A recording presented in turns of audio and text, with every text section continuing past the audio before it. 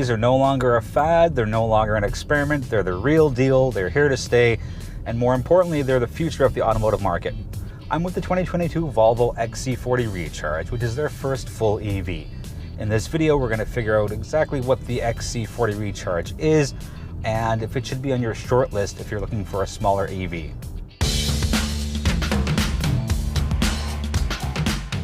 Volvo's XC40 Recharge is their first EV offering. It's on the same platform as the XC40 gasoline engine, but there's a battery instead of an internal combustion engine. So as far as range goes, it's rated at 359 kilometers and it runs off a 78 kilowatt per hour battery. Power figures are 402 horsepower and 486 pound-feet of torque, and it's through an all-wheel drive system. That means there's a motor on the front axle as well as the rear axle.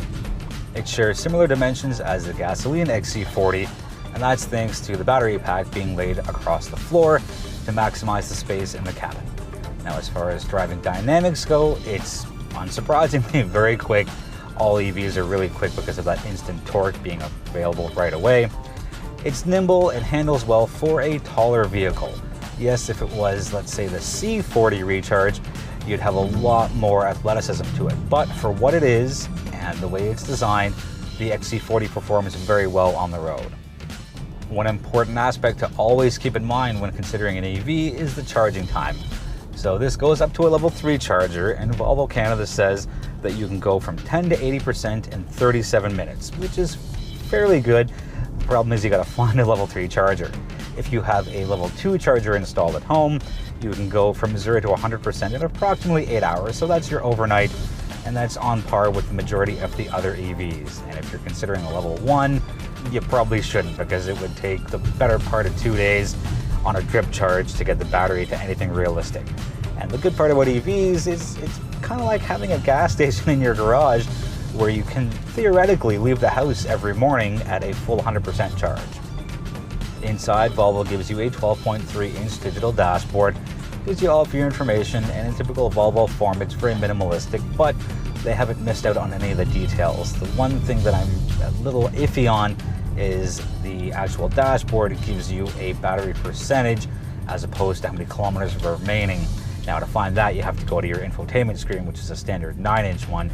You get all of your information there, but I would like to have had my really important information right in front of my eyes. The cabin is extremely comfortable, spacious, it's not too narrow, and I say that because it is Volvo's smallest SUV offering, and it's surprising as to how spacious the vehicle actually feels. Seats are incredibly comfortable, and everything's really where you need it to be. And yes, in typical Volvo form, everything is on the minimalistic side. So for example, there are no words on the steering wheel, there's minimal buttons beneath the 9-inch display. Now, the interior does contain recycled materials, which is a good shout out to Volvo as far as pairing sustainability and using recycled materials with their EV. This does have Volvo's very cool system of open the door, sit down, put the vehicle into reverse or drive, and off you go. There is no start-stop button. Basically, there are sensors in the seat. Once it senses a certain weight, you're able to move the car forwards, backwards. The large panoramic sunroof does let plenty of light in, and again, it just opens up the entire vehicle, whether you're in the front seat or the rear seats, to give it that open feeling, as opposed to that constricted feeling that you might get in some of the other smaller EVs out there. There are 3 trims for the XC40 Recharge. There is the Core, there is the Plus, and then there is what I'm in, which is the Ultimate. So there's a pretty big range. I don't think many people are going to opt for the Core. People like options and toys and bells and whistles, so I feel the majority of sales will end up in the Plus section, with a few of them going to the top trim, which is the Ultimate. Volvo's new path for infotainment includes the Google-driven system, and that's what we have here. So there's a voice assistant, there is the Play Store, there's Google Maps.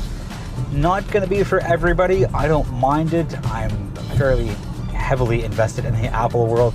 Yes, there's Apple CarPlay, but I don't know if doing the Google-only thing was the smartest move here. My only big irk here is the infotainment system and how heavily reliant the driver has to be for it. For example, there are no paddle shifters for different levels of regenerative braking. To get to a one-pedal drive mode, you've got to dig in through the screen. To get to a different driving feel, you've got to dig in through the screen. To get into your off-road mode, again through a screen. All of your HVAC controls are through the screen. So it's not the best system for me. I would like some hard touch tactile buttons to balance out the amount of digital time that I have to get different kind of controls. But it's the future today. Here's where we are. A lot of manufacturers are leading this way. And I think it's going to be another 5 to 7 years before we see nearly all manufacturers have such a heavy reliance on the infotainment screen to get things like your HVAC, your drive modes, and other important settings. Standard safety is high here in the XC40 Recharge, and the following are your standard safety features. You get your blind spot monitoring with your cross traffic alert, you get your lane keep system, you get your oncoming lane mitigation, you get your rear park assist, lane departure warning, and your driver alert control. So for something that comes standard across any trim, including the base model, I think Volvo's done a good job in re-upping itself to be a pioneer in safety. Seeing as this is an EV and there's no engine on the front end, this does have a front trunk, and it's got 21 liters of cargo space. You can't put a lot in there, but you could put a few things in there. Now, where all the regular cargo space goes, which is on the rear, it gives you 452 liters with the seats up.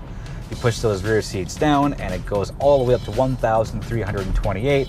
So nearly triples, and it's a lot of versatile space. So just because it's an EV doesn't mean you can't do longer trips and take advantage of a fair amount of cargo space in here. On the outside, it's a little difficult to tell the difference between a gasoline XC40 and the XC40 Recharge. The big signs here are there's no traditional grille. Yes, there's still a grille, but it's body colored and it doesn't take any air in. Secondly, there is the word Recharge stamped into the top of the seat pillar, both driver's side and passenger side. There are no tailpipes because, well, it's an EV, and there's a tiny little badge on the trunk lid as well that you can take a look for if you really want to find out if the XC40 in front of you is a Recharge or if it's an EV. Being rated at up to 359 kilometers of range doesn't necessarily mean that's what you're going to get. So your speed, your driving style, the weight of the vehicle, what's being used, whether it's your HVAC, your heated seats, heated steering wheel, or entertainment, anything that draws power will impact that. So thankfully Volvo has what's called a range optimizer.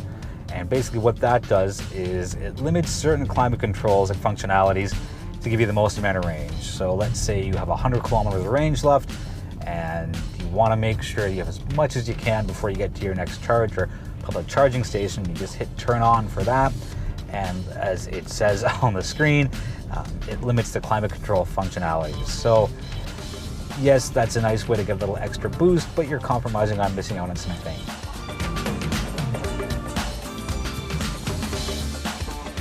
So should you put an XC40 Recharge on your short list if you're looking for a smaller EV? I wouldn't, and here's why. It's got one of the lowest ranges for an all-wheel drive EV on the market currently. I'm sure that'll change in the coming years. It's a little heavy on price compared to what you can get, and yes, that includes other luxury vehicles and non-luxury vehicles. And I'm just not a fan of the overuse of minimalism here and the heavy reliance on the touchscreen to get through almost everything that I need to. Yes, it's Volvo's first foray into the full EV market, and not everything's going to be perfect right off the bat, and there is certainly room for improvement. It's not a knock against the XC40 Recharge for what it is, and Volvo loyalists will absolutely see the value here. It looks good, it drives incredibly well, it is smooth, it is quiet, it's surprisingly nimble. But for me, and I imagine the majority of EV drivers out there, and ambitious EV drivers for that matter, the amount of range is going to be what drives what they lean towards and what vehicles end up on their short list. I want something that I need to charge as little as possible, that I can go as far as I can with between charges, and I want something with paddle shifters that give me the option for different levels of regen. I want an easier infotainment system. The cabin feels good, looks good, really comfortable. Good on you, Volvo, for giving us recycled materials and making it sustainable through the build process. But for me, I would not put the 2022 Volvo XC40 Recharge on my short list. For Driving.ca, I'm Jay Canna. For more news, information you can use, and reviews on EVs, visit our website at Driving.ca and connect with us on all of our social platforms, including Twitter and Instagram.